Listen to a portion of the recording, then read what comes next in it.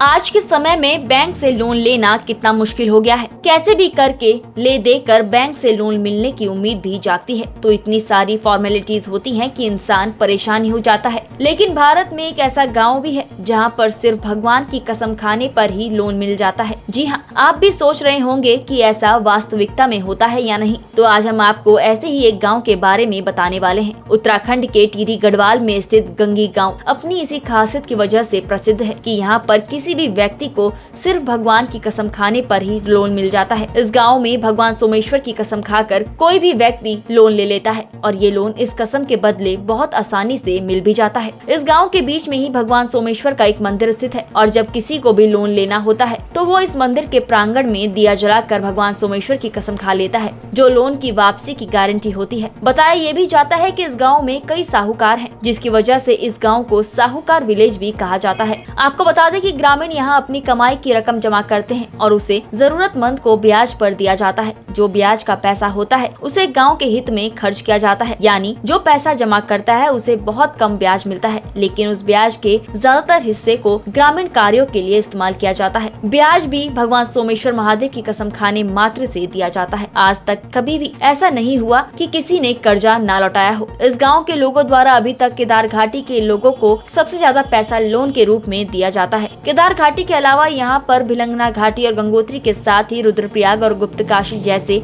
और भी कई ऐसे स्थान हैं जहाँ के लोगों को भगवान सोमेश्वर की कसम दिलाकर लोन दिया जाता है। बात यह है कि यदि विश्वास हो तो कोई भी किसी को भी कुछ भी दे सकता है। इस प्रकार की लोन व्यवस्था करके इस गाँव ने अब तक हजारों जरूरतमंद लोगों की मदद का जो इतिहास रचा है वो काबिले तारीफ है।